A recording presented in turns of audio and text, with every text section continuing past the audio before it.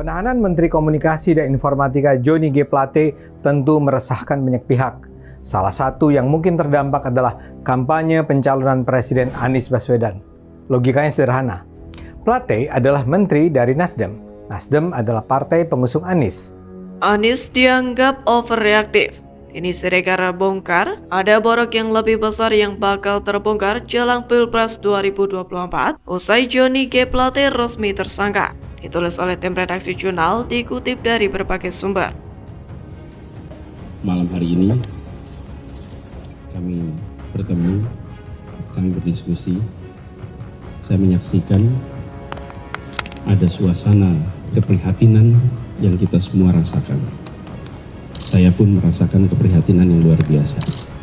Yang dikomandani oleh menterinya sendiri, Johnny G. Plate.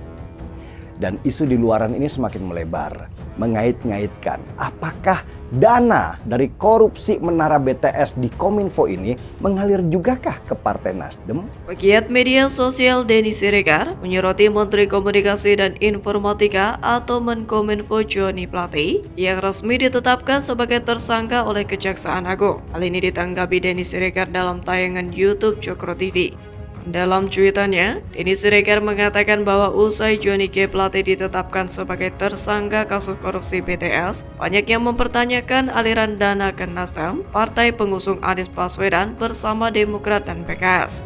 Menurut Denny Siregar, kecurigaan publik tentu ada dasarnya. Hal ini lantaran di antara ketiga partai pendukung Anies Baswedan, keuangan Nasdem yang paling kuat sehingga bisa membuat Anies safari politik di sejumlah daerah. Lebih lanjut, Denny Siregar mengatakan bahwa akan menjadi kehebohan besar jika akhirnya Kejaksaan Agung mengatakan bahwa aliran dana korupsi BTS mengalir ke Nasdem karena terjadi menjelang Pilpres 2024. Karena hal itulah, Denny Siregar mengingat bahwa Demokrat bergerilya ke Golkar dan Gerindra akhir-akhir ini. Menurutnya bisa jadi sudah tahu bahwa koalisi bersama Nasdem dan PKS yang mengusung Anies akan hancur berantakan kalau terbukti bahwa aliran dana korupsi Menkominfo mengalir juga lah ke Partai Nasdem. Sementara itu diketahui bahwa Johnny G. Plate resmi ditahan selama 20 hari di Rutan Salemba, Cabang Kejagung atas kasus dugaan korupsi pengadaan menara BTS 4G dan infrastruktur pendukung paket 1, 2, 3, 4, dan 5 Badan Aksesibilitas Telekomunikasi dan Informatika atau Bakti Kominfo 2020-2022. Bukan hanya itu, bakal capres koalisi perubahan Anies Baswedan juga overreaktif setelah mendatangi Nasdem Tower usai Menkominfo Johnny G. Plate ditetapkan sebagai tersangka korupsi BTS. Menurut pegiat media sosial John Sitorus, Anies Baswedan seharusnya tidak mendatangi Nasdem Tower karena urusan korupsi kader partai tidak berhubungan dengan pencapresan. Hal ini seperti membuktikan bahwa Anies dan Nasdem ingin membela Johnny G. Plate dalam kasus korupsi BTS. Anies ini sepertinya menikmati dengan memainkan narasi andalannya, menyebut Partai Nasdem menghadapi ujian berat dan konsekuensi akibat dari sikap dan pilihan politiknya. Hal ini disampaikan Anies usai menemui Ketua Umum Partai Nasdem Surya Paloh.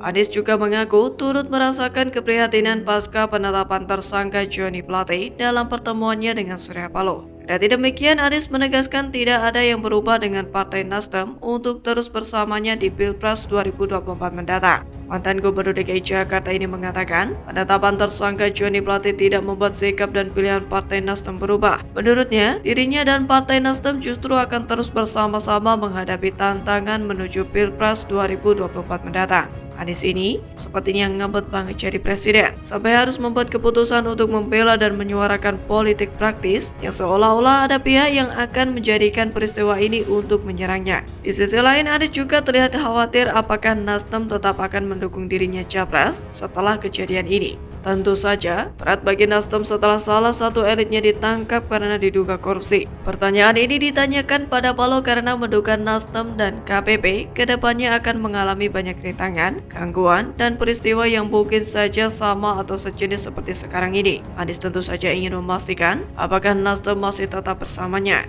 Apalagi kekhawatiran Anies ini tentu wajar, karena dilihat dari latar belakangnya dan juga elektabilitasnya saat ini, posisi Anies semakin terancam. Tanpa atau bersama Nasdem pun, Anies tetap akan gagal. Terlebih dengan adanya kejadian ini, otomatis Anies akan semakin nyungsep. Lantas, bagaimana menurut Anda?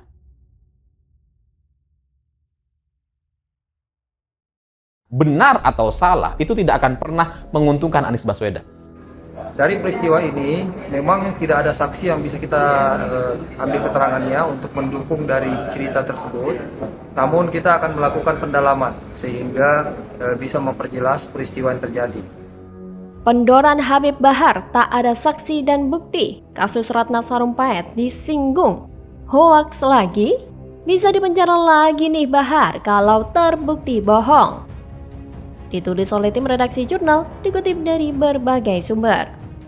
Kalau cerita ini benar, kalau Bahar benar-benar ditembak dan kemudian dia benar-benar luka gitu ya, dan kemudian orang yang menembak adalah orang yang benci dengan Habib Bahar gitu ya. Kalau cerita ini benar, itu juga akan merugikan Anies gitu.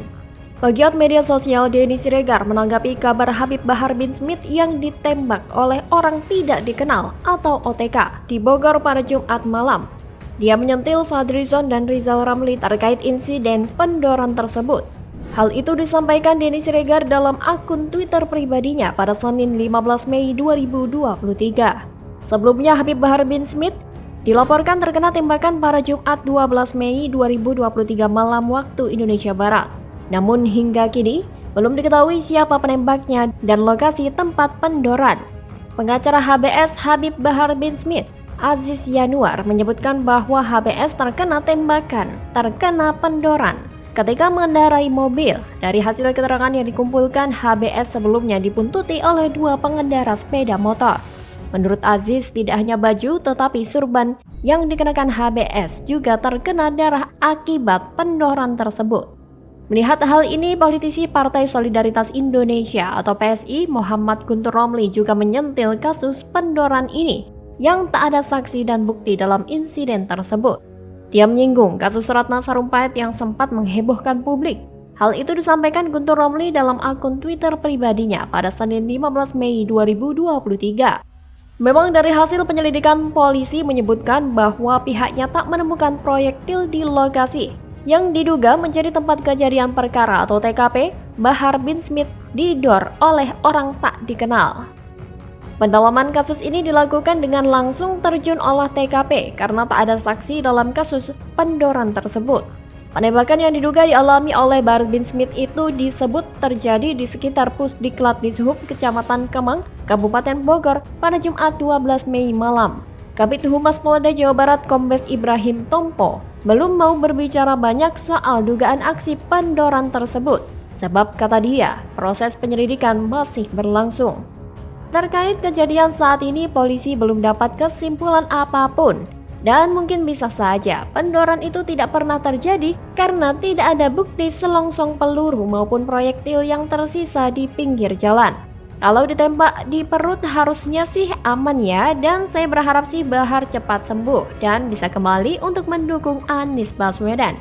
Bahar Smith ngaku-ngaku didor tapi tidak punya saksinya. Kabid Humas Polda Jawa Barat juga mengatakan dengan sangat jelas bahwa katanya sih ada luka di sekitar perut tapi hasil visum belum keluar. Belum ada kesimpulan apapun dan lucunya tidak ada saksi.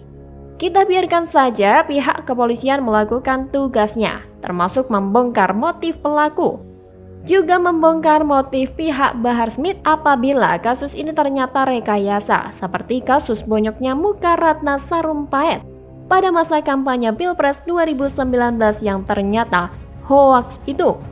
Saya menduga ini ada kaitannya dengan pemilu serentak tahun 2024 nanti. Tapi entahlah, yang pasti kalau kasus ini tidak terbukti ada pendoran, siap-siap saja Bahar Smith kembali dibui karena membuat laporan palsu yang membuat publik gaduh dan berpotensi menimbulkan keresahan dan membangkitkan amarah pengikutnya.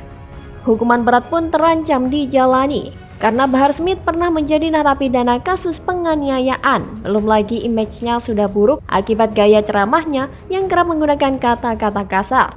Bahkan sudah mengarah pada makian. Sanksi sosial yang dikombinasikan dengan hukuman penjara tampaknya paling pas bagi kelompok semacam ini.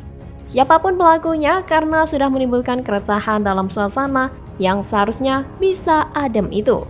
Jadi, bagaimana? Apakah Anda percaya Bahar Smith didor?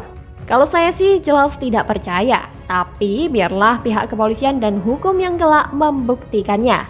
Lalu, memberi konsekuensi yang layak bagi Bahar Smith atau pelaku, kalau memang penembakan itu benar atau hanya hoaks. Bagaimana kalau menurut Anda?